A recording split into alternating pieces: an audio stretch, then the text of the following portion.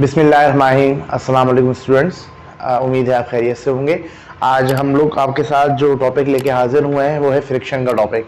तो फ्रिक्शन का टॉपिक आपने मैट्रिक में ही पढ़ा था, लेकिन आपने जस्ट डेफिनेशन तक ही महदूद रहे होंगे आप, और कुछ छोटा मोटा उसके आपने डिस्क्रिप्शन पढ़ा था। आज थोड़ी डिटेल के साथ हम फ्रिक्शन को पढ़ेंगे, लेकिन ये वीडियो कोई ज़्यादा लंबी नहीं होगी, छोटी वीडियो हमारे पास होगी और आज का लेक्चर मुख्तसर ही होगा, लेकिन फ्रिक्शन को तो डिटेल में पढ़ रहे होंगे। तो ये कुछ कॉन्सेप्ट्स हैं अच्छे, इनको समझना बहुत ज़रूरी है, इसलिए बहुत तवज्जो और ध्यान से सुने। आज सिर्फ थ्योरी है, सिर्फ थ्योरी हमने कवर करनी है, ठीक है, कोई डेरिवेशन या कोई न्यूमेरिकल नहीं है।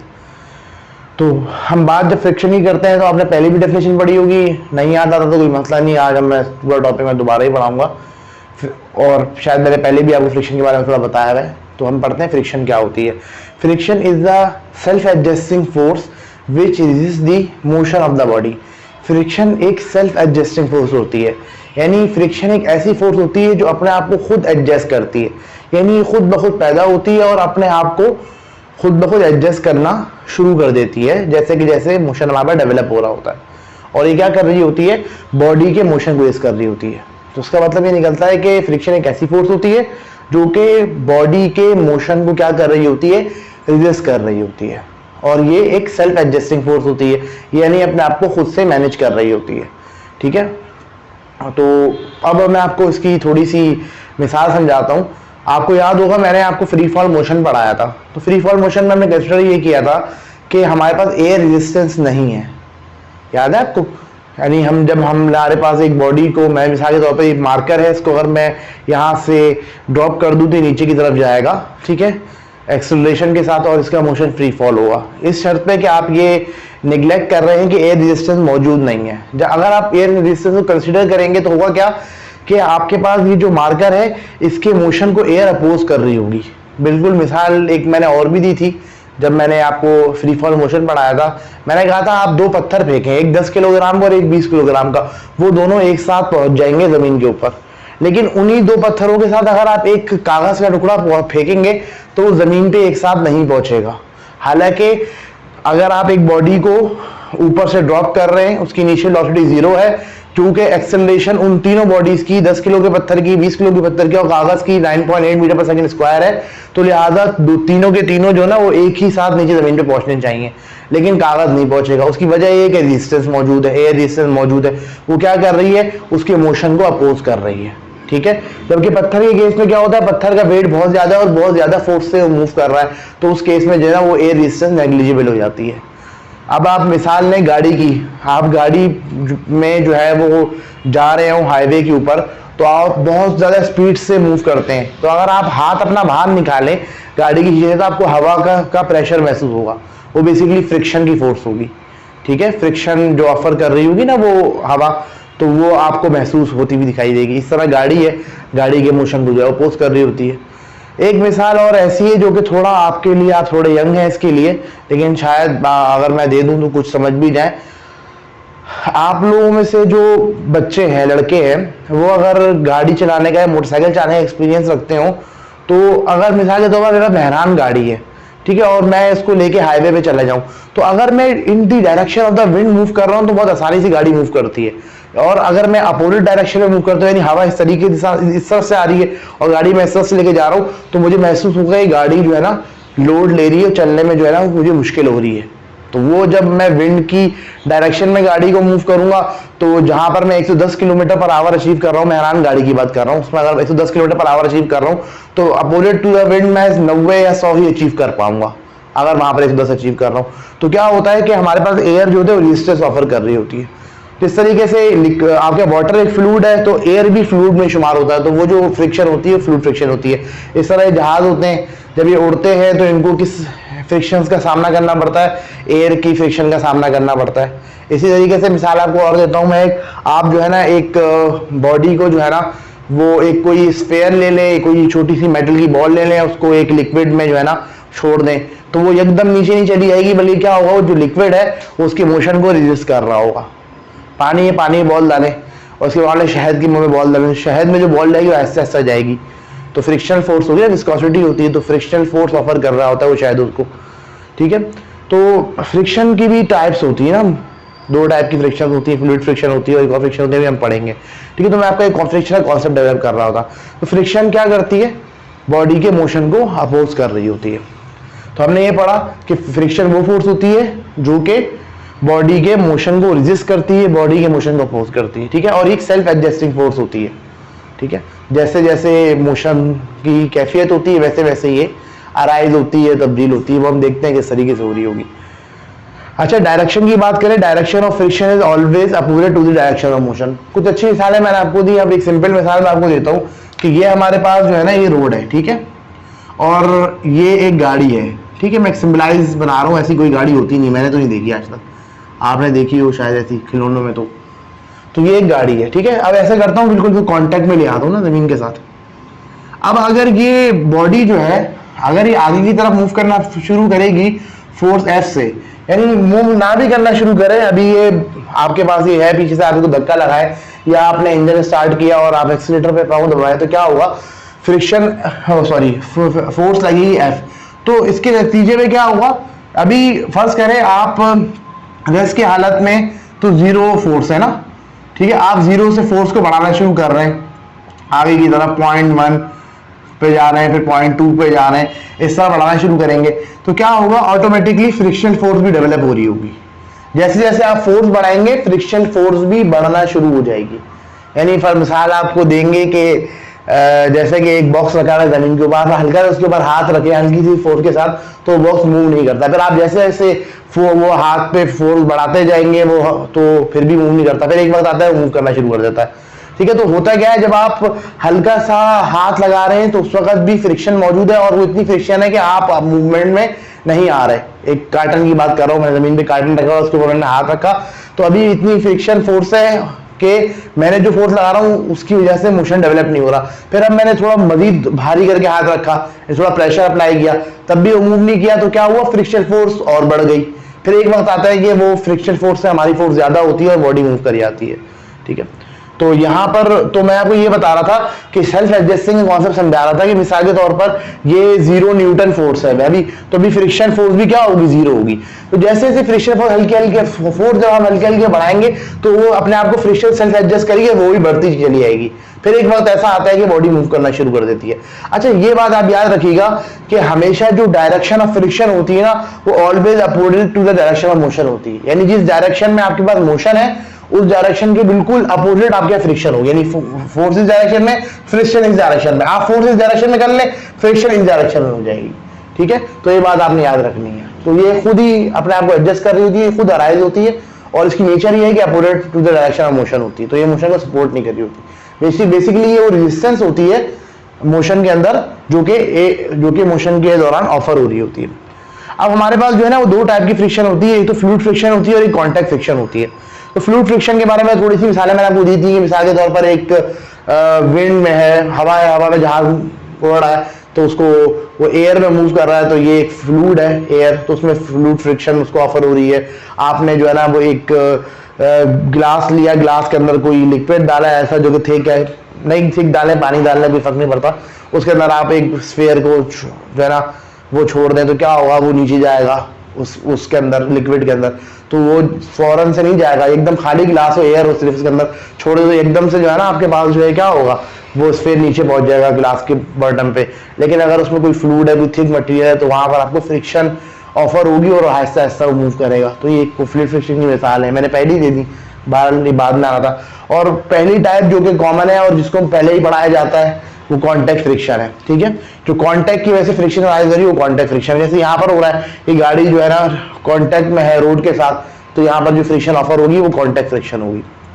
ठीक है, अब कॉज ऑफ फ्रिक्शन थोड़ा सा मैं आपको बता दूं, जो हमारे स्कोप में है पहले वो बता देता हूँ, फिर कुछ एक खास बात भी बता दूंगा।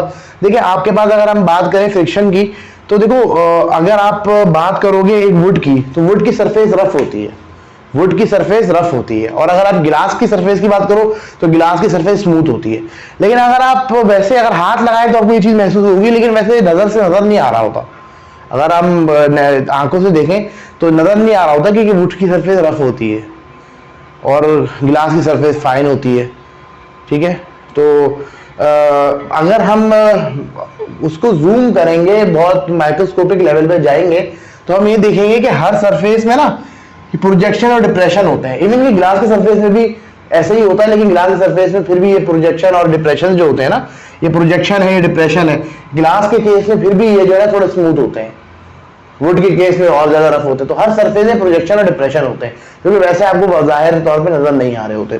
ठीक है, तो होता ये है कि ये दो सरफेसेस हैं, ये एक सरफेस है बॉडी ये ए, बॉडी ए है उसकी सरफेस है, बॉडी बी उसकी सरफेस है। तो होता ये है कि दोनों में क्या होते हैं, प्रोजेक्शन और डिप्रेशन होते हैं। तो होता ये है कि ये प्रोजेक्शन और डिप्रेशन जो है ना आपस में ये ना इंटरलॉक हो जाते हैं कुछ कुछ मकामात पे, हर जगह पे नहीं, कुछ कुछ मकामात पे ये प्रोजेक्शन और डिप्रेशन इंटरलॉक हो जाते हैं। और जब ये इंटरलॉक हो जाते हैं आपस में ये फंस जाते हैं। बात समझे ना, ये एक बॉडी है, बॉडी ए है, ये बॉडी बी है, जूम करके दिखाया मैंने आपको। ठीक है, ये बॉडी ए है, अगर मैं इसको देखूंगा माइक्रोस्कोप वगैरह से तो उसमें प्रोजेक्शन और डिप्रेशन होंगे। इस तरह बॉडी बी है, इसमें प्रोजेक्शन और डिप्रेशन होंगे।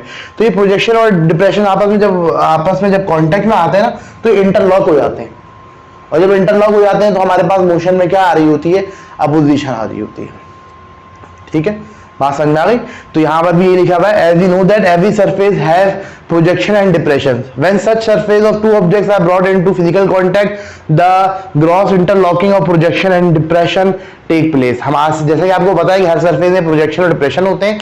जब हमारे पास दो सरफेसेस हों तो और इनमें फिजिकल कांटेक्ट बनाया जाए, जैसे कि रोड और टायर के अंदर है, जैसे इन दो बॉडी को मैं मिला दूं तो कांटेक्ट डेवलप होगा। तो अगर इनके दरमियान फिजिकल कांटेक्ट आ जाए तो एक ग्रॉस इंटरलॉकिंग हो जाती है। यानी हर प्रोजेक्शन और डिप्रेशन इंटरलॉक नहीं होता, मतलब एक ओवरऑल हम देखें तो ग्रॉस पे बात करें तो इंटरलॉकिंग होती है प्रोजेक्शन और डिप्रेशन की। This interlocking oppose the relative motion of one surface on the other. तो ये जो इंटरलॉकिंग हो जाती है ये मूवमेंट को क्या करती है, अपोज कर देती है।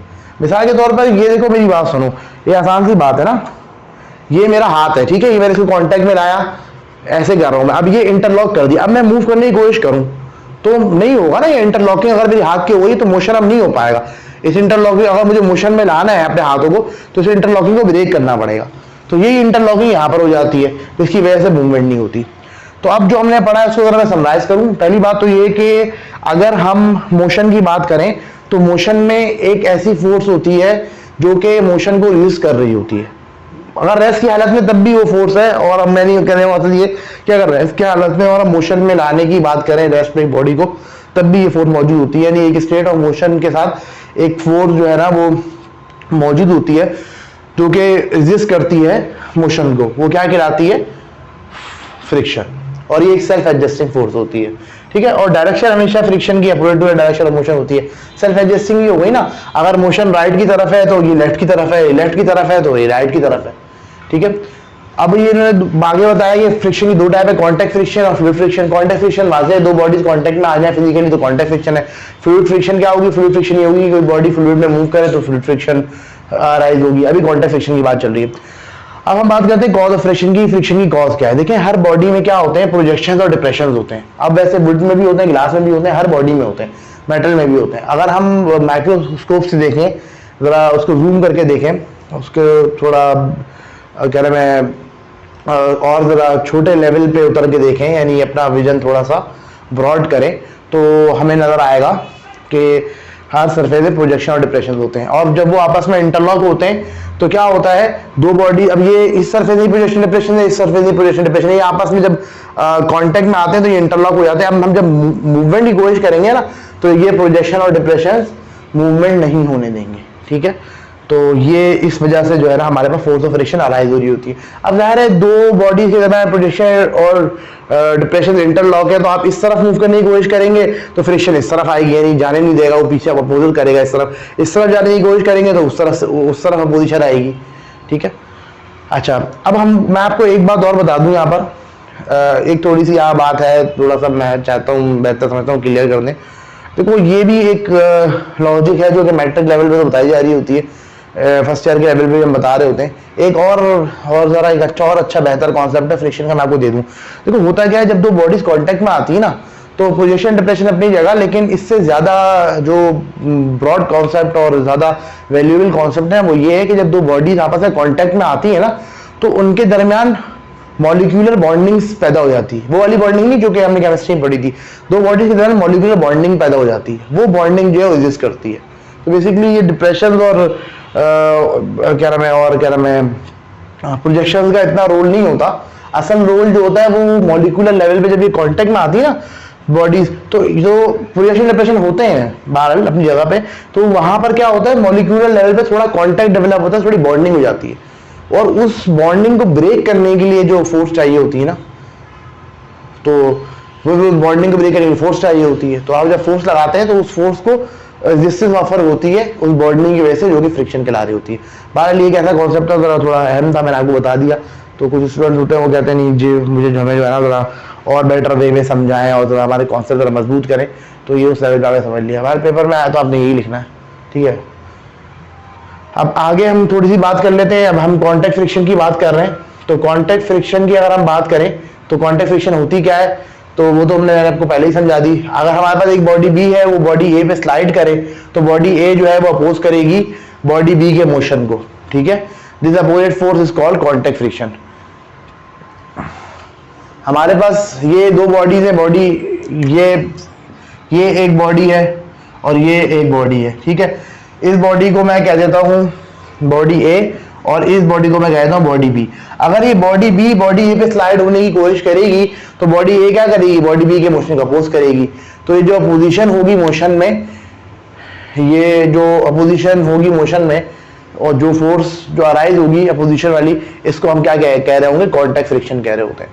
तो आसान बात जो यहाँ पर निकलती है वो ये कि अगर कोई बॉडी बी है, कंसीडर किया हुआ बॉडी बी है, उसको स्लाइड हो रही है बॉडी ए पे, तो बॉडी ए जो है ना वो उसको रेजिस्टेंस ऑफर करेगी, मूव नहीं करने देगी, और ये जब बुलेट फोर्स होगी ये कॉन्टैक्ट फ्रिक्शन कहलाएगी, ठीक है।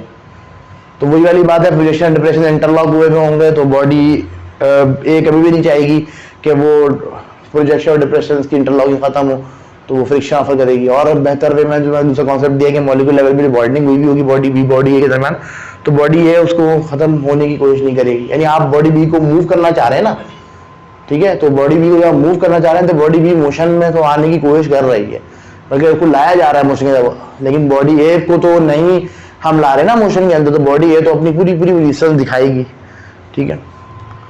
अब कॉन्टैक्ट फ्रिक्शन की बात करें तो कॉन्टैक्ट फ्रिक्शन में रहते हैं यहाँ पर तीन टाइप्स ऑफ फ्रिक्शन होती हैं या तीन कंडीशन होती हैं फ्रिक्शन की। एक होती है स्टैटिक फ्रिक्शन, एक होती है लिमिटिंग फ्रिक्शन और एक होती है काइनेटिक फ्रिक्शन। देखो लिमिटिंग फ्रिक्शन ना इन दोनों फ्रिक्शंस के बीच का केस है। स्टैटिक फ्रिक्शन नाम से ही बात है कि हम स्टेशनरी कंडीशन में अगर एक बॉडी रेस्ट में है और उसके ऊपर हम फोर्स अप्लाई करें, ठीक है, और वो मूव ना करे, तो उस दौरान जो फ्रिक्शन होती है ना वो स्टैटिक फ्रिक्शन कहलाती है। The friction in which the body remains at rest is called static friction and it is denoted by Fs। वो फ्रिक्शन जिसमें एक बॉडी रेस्ट पर है वो स्टैटिक फ्रिक्शन कहलाती है और उसको हम डिनोट करते हैं Fs से। अब मिसाल के तौर पर ये बॉडी बी है, ठीक है, इसको बॉडी ए पे हम स्लाइड करने की कोशिश कर रहे हैं। अब यहाँ पर हम लगाते हैं 1 न्यूटन, ठीक है, लेकिन हमारे पास जो इंटरलॉकिंग है या वो जो अपोजिशन है वो उसकी जो सिग्निफिकेंस है वो 1 न्यूटन से ज्यादा है, तो वो मूव नहीं करेगी बॉडी। तो आप 1 न्यूटन यहां से लगाएंगे, समझे, वो ऑटोमेटिकली 1 न्यूटन यहाँ पर आ रहा है तो जाएगा। फिर आप इसको 2 करें, ये 2 हो जाएगा, ये 3 करें, ये 3 हो जाएगा। फिर बहरहाल एक बात ऐसा आएगा कि आप फोर्स लगाएंगे तो फोर्स ऑफ जो इंटरलॉकिंग होगी वो इतनी ज्यादा अपोजिशन ऑफर नहीं कर पाएगी, फिर बॉडी क्या हो जाएगी, मोशन में आ जाएगी, ठीक है। अब ये हम थोड़ा सा एक बॉडी को थोड़ा सा समझ लें, फोर्सेस को भी जरा ड्रॉ करके देख लें। ये हमारे पास एक बॉडी है, ठीक है, जिसके ऊपर हम एक दूसरी बॉडी को हमने रखा हुआ है, ये दूसरी बॉडी आ गई। पहली चीज तो भाई ये समझ लें, फ्रिक्शन की बात तो बाद में होगी। सबसे पहली तो बात यह है कि मैं आपको पहले भी थोड़ा सा ये दिखाता आ रहा हूँ पिछले लेक्चर में भी कि भाई इस बॉडी का वेट तो होगा ना अपनी जगह पे, तो पहले तो आप इसका वेट ड्रॉ कर लें। तो ये वेट हमारे पास वेट की फोर्स पे मौजूद होगी। अब जब ये होगा कि ये बॉडी जो है ना वेट के बराबर, अपने वेट के बराबर फोर्स एक्सर्ट कर रही है नीचे वाली बॉडी पे, तो ऐसी बात है ये body Newton third law of motion के मुताबिक उतना ही रिएक्शन देगी। जितनी फोर्स ये लगाएगी तो उतनी फोर्स ये लगाएगी। क्यों भाई, कि बड़ी वाली कल वाली मिसाल के हमारे हाथ में माउस रखा हुआ है, ये नीचे जाना चाह रहा है, बस को नीचे जाने नहीं दे रहा क्योंकि मैंने अपने हाथ से इसको रोका हुआ है। तो जितना जिस फोर्स से नीचे जाना चाहता है, ये वेट की फोर्स से जाना चाहता है, तो उतना ही फोर्स मेरा हाथ इसके ऊपर लगा रहा है, ठीक है। तो उतनी ही ये जिस फोर्स से नीचे जाना चाह रहा है, ये बॉडी वेट की फोर्स नीचे जाना चाह रही है, जाने वाली इनकी बॉडी एक नीचे इसके मौजूद है, तो ये इसका मतलब उतना ही रिएक्शन इसको दे रही होगी। एक आसान एक्सप्लेनेशन ये है। दूसरी एक्सप्लेनेशन ये कि भाई ये वेट की फोर्स है, क्योंकि मोशन नहीं है तो इतना ही इक्वल एंड अपोजिट रिएक्शन होगा, आर होगा, ठीक है। तो ये बात पहले ही बता चुका हूँ। अब हम लोग ये एफ फोर्स लगा रहे हैं, ठीक है, मूव करने के लिए। तो ये हमारे पास जितनी फोर्स हम इधर राइट हैंड पे डालेंगे उतनी ही फ्रिक्शन हमारा मौजूद होगी, जब तक हमारे पास स्टेशनरी कंडीशन, स्टैटिक कंडीशन है, ठीक है। अब होता होगा क्या, मिसाल के तौर पर ये 5 न्यूटन की फोर्स तक 5 न्यूटन की फोर्स अप्लाई करूं तो 5 न्यूटन या 5 न्यूटन से अप्लाई करूं, उसके बाद मूव करेगी, 5 न्यूटन से कम पे मूव नहीं करेगी। तो अगर मैं यहाँ पर 1 न्यूटन की फोर्स लगाऊं तो फ्रिक्शन ऑटोमेटिकली 1 न्यूटन आ जाएगी, यानी 1 न्यूटन की पोजीशन आ जाएगी। 2 न्यूटन अप्लाई करूं 2 न्यूटन की पोजीशन आ जाएगी, 3 की आ जाएगी, 4 की आ जाएगी। और जब 5 अप्लाई करूंगा तो मैंने आपको बताया कि ये मैक्सिमम स्टैटिक की कंडीशन होगी 5, तो उसके बाद जो है मोशन शुरू हो जाएगा। तो वो कंडीशन होती है जब हमारे पास लिमिटिंग फ्रिक्शन होती है। तो लिमिटिंग फ्रिक्शन एक ऐसी फ्रिक्शन होती है जिसपे बॉडी जो है ना वो जस्ट मूव करना स्टार्ट कर देती है। The friction at which the body just start moving is called limiting friction. यानी बॉडी रेस्ट की हालत में आपने उसको फोर्स अप्लाई की तो वो मूव नहीं करी, आपने नॉर्मल फोर्स अप्लाई की मूव नहीं करी, फिर एक ऐसी कंडीशन, ऐसी वो आता है, पॉइंट आता है कि बॉडी मूव करना शुरू कर देती है। तो वो पॉइंट जिस पे अगर आप फोर्स अप्लाई करें, यानी उतनी फोर्स जिस वही ऐसी फ्रिक्शन जो कि जिस पे बॉडी मूव करना शुरू करे, वो क्या कहलाती है, लिमिटिंग फ्रिक्शन कहलाती है। और उसको हम एफ मैक्स से डिनोट कर रहे होते हैं। जैसे कि वहां पर स्टैटिक फ्रिक्शन एफ एस से होती है ना, तो ये जो लिमिटिंग फ्रिक्शन है वो एफ मैक्स से होती है। ऐसी बात है, हमारे पास लिमिटिंग फ्रिक्शन, मैक्सिमम फ्रिक्शन होती है। थोड़ी सी बात समझा दूं, देखो होता ये है कि 2 बॉडीज है ना ये। अब मैंने ये डिसाइड कर लिया, अभी स्टेशनरी कंडीशन है ना, ये 1 न्यूटन है, 1 न्यूटन अपोज हो रहा है 2 2 3 3 4 4। अब 5 पे मैं कह रहा हूँ ना, 5 न्यूटन अगर अप्लाई करोगे तो 5 न्यूटन पे मैक्सिमम ये रुकी रहेगी और बस इसके जस्ट बाद मूव करना शुरू कर देगी। तो ये 5 न्यूटन जो फ्रिक्शन है ये मैक्सिमम फ्रिक्शन है, यानी अगर आप एक्शन 5 न्यूटन तक अप्लाई करो तो मैक्सिमम 5 न्यूटन तक का रिएक्शन आना है, ठीक है। उसके बाद मोशन शुरू हो जाना है। तो जो मैक्सिमम फोर्स होती है ना, ये लिमिटिंग फ्रिक्शन होती है। या तो ये कह लो कि वो फ्रिक्शन जो कि मैक्सिमम हो और जिसपे body just start motion just start करे, उसको हम लिमिटिंग फ्रिक्शन कहते हैं। या तो ये कह सकते हो वो मैक्सिमम फ्रिक्शन जिसपे बस मैक्सिमम बॉडी रुक के रहे, क्योंकि वो कंडीशन है जिसमें बॉडी ने मोशन स्टार्ट करना है। तो दोनों तरीके से लिमिटिंग फ्रिक्शन को डिफाइन किया जाता है। वो फ्रिक्शन जिसपे बॉडी जस्ट मूव करना स्टार्ट करे, तो ये भी कह सकते हैं वो मैक्सिमम फोर्स जिसपे बस बॉडी रुकी रहे, सही है। वो मैक्सिमम फोर्स जिसपे बॉडी रुकी रहे वो लिमिटिंग फ्रिक्शन है। या वो जो मैक्सिमम फोर्स जिसपे बॉडी जस्ट स्टार्ट मूव करना स्टार्ट करे वो क्या कहलाएगी, लिमिटिंग फ्रिक्शन कहलाएगी, ठीक है। Limiting friction is always greater than the static and kinetic friction. Limiting friction हमेशा स्टैटिक और काइनेटिक फ्रिक्शन से ज्यादा होती है। तो कोई स्टैटिक फ्रिक्शन से वैसे बात है, स्टैटिक फ्रिक्शन का मैक्सिमम केस ही तो लिमिटिंग फ्रिक्शन कहला रहा है, यानी स्टैटिक फ्रिक्शन का जो मैक्सिमम सिनेरियो है वही लिमिटिंग फ्रिक्शन है। अब काइनेटिक फ्रिक्शन की बात आपको बताऊं मैं, तो पहले काइनेटिक फ्रिक्शन पढ़ लेते, फिर आपको बताता हूं क्यों ये ज्यादा होती है काइनेटिक फ्रिक्शन से। अब हमारे पास जो है ना, यानी ये थोड़ा सा इन्होंने मैथमेटिकल फॉर्म में भी लिख दिया कि हमारे पास जो लिमिटिंग फ्रिक्शन होती है जो कि एफ एस मैक्स है, क्योंकि स्टैटिक कंडीशन है में होती है ये, तो एफ एस लिखेंगे और मैक्स लगा देंगे। तो हमारे पास जो लिमिटिंग फ्रिक्शन होती है वो स्टैटिक फ्रिक्शन से ज्यादा होती है और काइनेटिक फ्रिक्शन से भी ज्यादा होती है। तो जैसी बात है, स्टैटिक का मैक्सिमम केस है तो नॉर्मल जो हमारे पास स्टैटिक फ्रिक्शन होगी उससे तो लिमिटिंग फ्रिक्शन ज्यादा ही होगी। इस तरह लिमिटिंग फ्रिक्शन जो होती है वो काइनेटिक फ्रिक्शन से भी ज्यादा होती है। अगर काइनेटिक फ्रिक्शन पढ़ ले थोड़ा, फिर मैं समझा दूं काइनेटिक फ्रिक्शन होती क्या है। देखो, काइनेटिक फ्रिक्शन वो फ्रिक्शन होती है जिसमें बॉडी मोशन में होती है, ठीक है। The friction at which the body remain in motion is called kinetic friction, ठीक है। अब मैं आपको थोड़ा सा ये बताऊं, जैसे बातें तो हो गया ना कि स्टैटिक फ्रिक्शन जिसमें बॉडी रेस्ट में रहे, काइनेटिक फ्रिक्शन जिसमें बॉडी मोशन में रहे, और लिमिटिंग फ्रिक्शन जिसमें बॉडी जस्ट मूव करना स्टार्ट हो, या वो मैक्सिमम कंडीशन जिसमें बॉडी रुकी रहे, एक ही बात है। अच्छा, अब यहां पर मैं आपको ये बताऊं कि काइनेटिक फ्रिक्शन में क्या होता है कि जब बॉडी मोशन में आ जाती है ना तो फ्रिक्शन कम हो जाती है, क्योंकि देखिए जब ये टायर्स हैं ये रुके हुए हैं तो आप ऐसा सा फोर्स बढ़ा रहे हैं तभी मूवमेंट नहीं हो रही, फिर एक बार मूवमेंट हो जाए। जब मूवमेंट हो जाती है, जब ये टायर रोटेट करना शुरू कर देता है या ये बॉडी इस बॉडी के ऊपर मूव करना शुरू हो जाती है तो इंटरलॉकिंग वीक पड़ जाती है ना, फिर वो उस तरीके से इंटरलॉकिंग नहीं रहती मोशन के अंदर, जो कि रेस्ट की केस में थी। तो इसलिए क्या होता है, आपके पास जो है ना स्टैटिक फ्रिक्शन कम होती है। या मॉलिक्यूलर वाला कॉन्सेप्ट अप्लाई करो तो जब हमारे पास मोशन होता है तो मॉलिक्यूलर बॉन्डिंग इतनी स्ट्रांग नहीं रहती। या प्रोजेक्शन डिप्रेशन की बात करो तो प्रोजेक्शन डिप्रेशन इतना उनका जो कॉन्टैक्ट है वो स्ट्रांग नहीं रहता, इतनी इंटरलॉकिंग स्ट्रांग नहीं रहती। तो काइनेटिक फ्रिक्शन क्या होती है, हमेशा स्टैटिक फ्रिक्शन से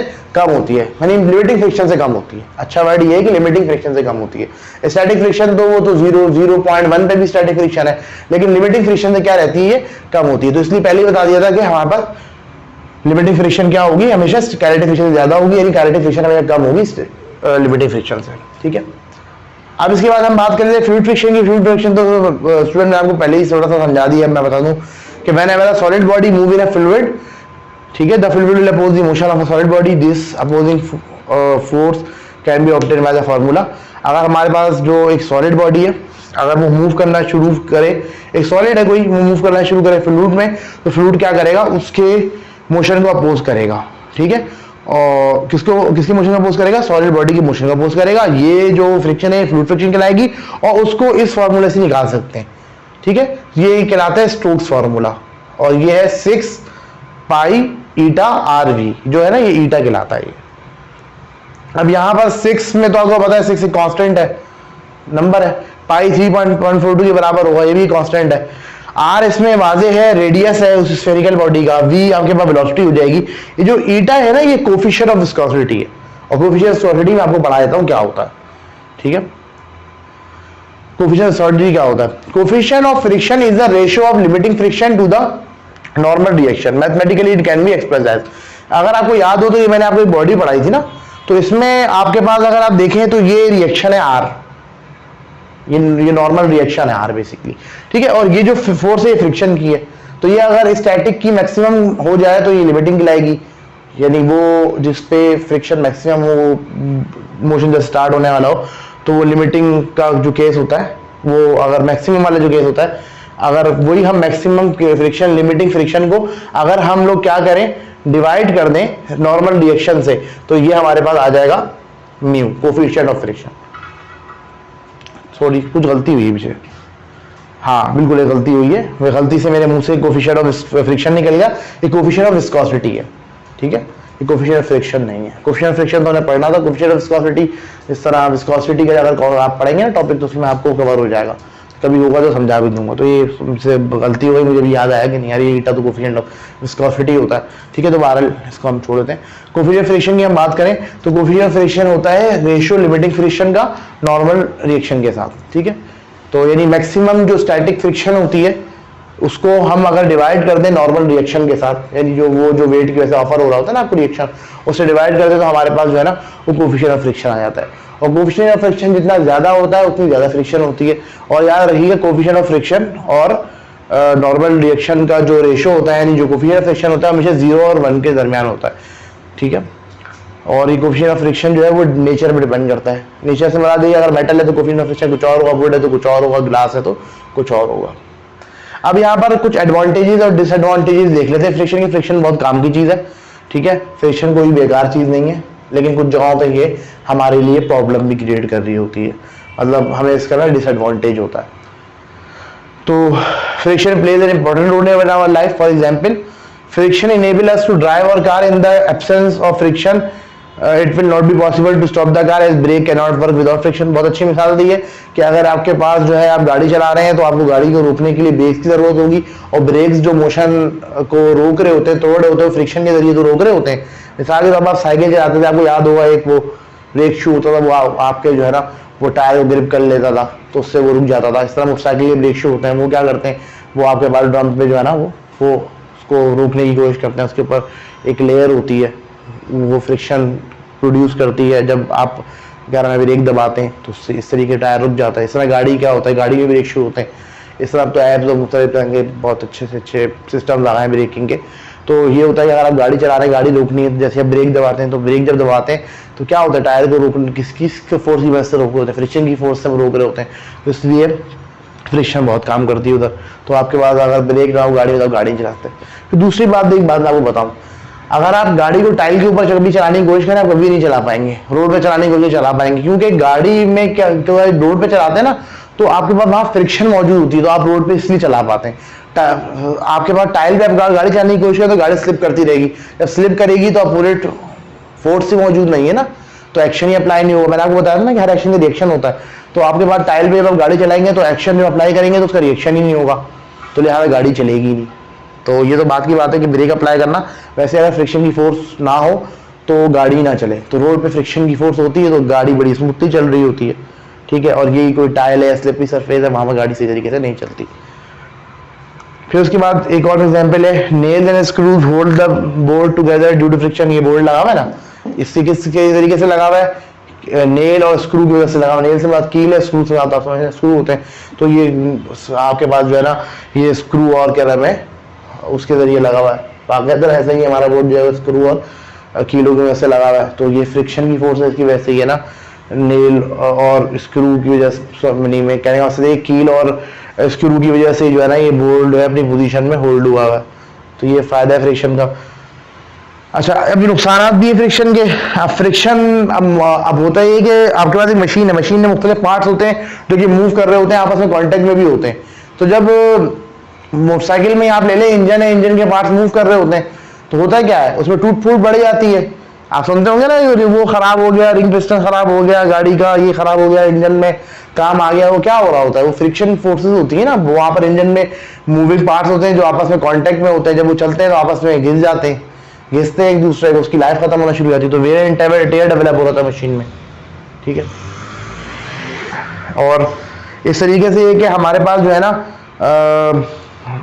एक मिसाल और दी वर्क डन की, the work done to overcome friction between the various rotating parts of machine is converted into heat where it was wasted. अब वहाँ पे इंडस्ट्री में ना बहुत सारी ना रोलिंग मिल्स होती हैं, रोलिंग मशीन्स होती हैं, तो वो रोलिंग मशीन्स जब चल रही होती हैं तो फ्रिक्शन की फोर्स डेवलप होती है, फ्रिक्शन मौजूद होती है, तो फ्रिक्शन की वजह से हीट डेवलप होती है, और जो एनर्जी होती है जो हम अप्लाई कर रहे होते हैं रोलिंग में, वो हीट की फॉर्म में कन्वर्ट होकर ज़ाया हो जाती है। होता ये है कि जब हम रोलिंग मशीन्स या रोटेटिंग मशीन्स रोटेट जब कर रही होती हैं तो वहां पर ये होता है तो फ्रिक्शन ऑफर होती है। जब फ्रिक्शन की वजह से क्या होता है, तो फ्रिक्शन की सूरत में जो है ना जाहिर बात है मशीन में फोर्सेस तो मौजूद होती हैं, वो फोर्स जब फ्रिक्शन के अगेंस्ट काम करती है तो हीट डेवलप हो जाती है, हीट डेवलप हो जाती है तो एनर्जी ज़ाया हो जाती है, हमारे लिए बेकार हो जाता है। और इंडस्ट्री आपको पता है इलेक्ट्रिसिटी चल रही होती है, उनका बिल और सब चीज़ें आ रही होती हैं, एनर्जी कंज्यूम हो रही होती है, ठीक है। तो ये कुछ फ्रिक्शन का टॉपिक था, मैं समझाने की कोशिश करी, तो उसका मैं खुलासा करके अपनी वीडियो का खत्म करूँगा। फ्रिक्शन एक ऐसी फोर्स है जो कि मोशन को एग्जिस्ट करती है और एक सेल्फ एडजस्टिंग फोर्स होती है। जैसे ही आप इस एक्शन अप्लाई करते हैं तो वैसे ही फ्रिक्शन अपने आप को वैसे वैसे एडजस्ट कर रही होती है, और ये सेल्फ अराइजिंग फोर्स होती है। आप फोर्स अप्लाई ना करें तो फ्रिक्शन ही मौजूद नहीं होगी, आप फोर्स जैसे ही अप्लाई करेंगे तो फ्रिक्शन रोड में आना शुरू हो जाती है। फिर फ्रिक्शन की दो टाइप्स होती है, कॉन्टैक्ट फ्रिक्शन, एक फ्लूइड फ्रिक्शन। दो बॉडीज अगर कॉन्टैक्ट में है फिजिकली, ठीक है, एक दूसरे स्लाइड होना चाह रही हैं, तो ये कॉन्टैक्ट फ्रिक्शन वाला केस आ गया। आसान अल्फाज समझा रहा हूँ। फ्लूइड फ्रिक्शन ये है कि अगर एक सॉलिड बॉडी जो है ना एक फ्लूइड मूव करे तो जो फ्रिक्शन ऑफर होगी वो फ्लूइड फ्रिक्शन है, ठीक है। अब हमारे पास कॉन्टैक्ट फ्रिक्शन की बात करें तो तीन टाइप्स होती हैं, स्टैटिक, लिमिटिंग और काइनेटिक फ्रिक्शन। स्टैटिक वो फ्रिक्शन होती है जिसमें बॉडी रेस्ट में रहती है, तो इसमें ये है कि अगर आप फोर्स अप्लाई करें और तो फ्रिक्शन डेवलप होगी, ठीक है। आप फोर्स को बढ़ाते रहें, ये फ्रिक्शन बढ़ती रहेगी और एक वक्त आएगा कि बॉडी मूव करना स्टार्ट कर देगी। तो यानी एक वक्त होगा जो कि स्टेशनरी स्टैटिक फ्रिक्शन का मैक्सिमम होगा, उसके बाद मोशन स्टार्ट हो जाएगा। तो ये मैक्सिमम वाली जो स्टेट होती है, मैक्सिमम वाली जो फ्रिक्शन होती है, जिसके बाद जस्ट मोशन स्टार्ट होता है, या जो जस्ट मैक्सिमम वो फोर्स होती है जिसने बॉडी को रोक के रखा होता है, ये मैक्सिमम केस होता है। तो ये क्या कहलाता है, लिमिटिंग फ्रिक्शन, ठीक है। तो उसके बाद अगर बॉडी मूव कर जाए तो वो मोशन में जो आपका फ्रिक्शन होती है काइनेटिक फ्रिक्शन कहलाती है। अब लिमिटिंग फ्रिक्शन जो होती है वो स्टैटिक से भी ज्यादा होती है और काइनेटिक से भी ज्यादा होती है। स्टैटिक से समझ में आ गया कि स्टैटिक का मैक्सिमम केस है। काइनेटिक से यूं ज्यादा होती है कि जब बॉडी मोशन में आ जाती है ना तो उसकी जो फ्रिक्शन होती है वो कम हो जाती है, क्योंकि जो चीज फ्रिक्शन डेवलप कर रही होती है, जो कॉन्टैक्ट की वजह से फ्रिक्शन आर डेवलप हो रही होती है, वो कम हो जाती है। पोजीशन और डिप्रेशन से उनकी इंटरलॉकिंग है, मॉलिक्यूलर लेवल पे बॉन्डिंग है, वो वीक पड़ जाती है मोशन के दौरान, तो इसलिए जो है ना फ्रिक्शन कम हो जाती है। अब मिसाल इसकी एक और भी दूंगा आपको, चले वो बाद में दूंगा मैं आपको, अभी इसको रहने देते हैं। फिर उसके बाद जो है वो हमने आपको पढ़ाया कि coefficient of friction, fluid friction के बारे में हमने पढ़ाया कि फार्मूला है, अगर हम एक स्फीयर को ड्रॉप करें तो फ्लूइड फ्रिक्शन इस तरीके से निकाल सकते हैं। ईटा कोफिशिएंट ऑफ विस्कोसिटी है, आर रेडियस है, वी वेलोसिटी है, तो ये फार्मूला यूज़ होता है आपके पास ना, प्रैक्टिकल में भी शायद यूज़ हो आप अगर करें। फिर कोफिशिएंट ऑफ फ्रिक्शन है। कोफिशिएंट ऑफ फ्रिक्शन क्या है, आपके पास जो स्टैटिक फ्रिक्शन का मैक्सिमम केस है लिमिटिंग फ्रिक्शन वाला, तो लिमिटिंग फ्रिक्शन को या मैक्सिमम फ्रिक्शन को अगर आप रिएक्शन से डिवाइड कर दें नॉर्मल रिएक्शन से, और कोफिशिएंट ऑफ फ्रिक्शन आ जाएगा। और कोफिशिएंट ऑफ फ्रिक्शन समझाया जा होता है कि आपके पास बॉडी कैसी है, बॉडी की नेचर क्या है, यानी फ्रिक्शन के हवाले से बॉडी की नेचर क्या है। तो वुड है तो फ्रिक्शन कोफिशिएंट फ्रिक्शन ज़्यादा है तो उसका मतलब है कि फ्रिक्शन ज़्यादा ऑफर करेगा। गिलास है तो कोफिशिएंट फ्रिक्शन कम है तो फ्रिक्शन कम ऑफर करेगा। फिर एडवांटेज डिसएडवांटेज की तो बहुत एक लंबी दास्तान है, और जैसे जैसे आप आगे बढ़ते जाएंगे आपको फ़ायदे और नुकसान फ्रिक्शन के नज़र आते जाएंगे। और ये तो एक ऐसा टॉपिक है जो कि मास्टर्स और पीएचडी लेवल तक आपको इसका इम्पैक्ट आपको दिखता रहेगा। इसके साथ मुझे इजाज़त दीजिए। अगर आपने मेरी वीडियोस को सब्सक्राइब नहीं किया तो चैनल को सब्सक्राइब नहीं किया तो चैनल को सब्सक्राइब करें, और साथ में और स्टूडेंट को भी रेकमेंड करें। आपको पता है कि हालात ऐसे हैं कि स्टूडेंट जो है ना वो फिजिकली क्लास नहीं ले पा रहे, और फिर ये कि कुछ ऐसे स्टूडेंट्स हैं जो कि हालात ऐसे हैं कि जिसकी वजह से वो कोचिंग भी नहीं आ सकते। तो ये एक अच्छा सिलसिला है, फ्री का सिलसिला है, और मैंने इसी मकसद के लिए काम ये शुरू किया ऑनलाइन लेक्चर्स का। तो आप प्लीज़ जो है ना ऐसे स्टूडेंट को रेकमेंड करें। और आज तक के लिए इतना ही। अल्लाह हाफ़िज़।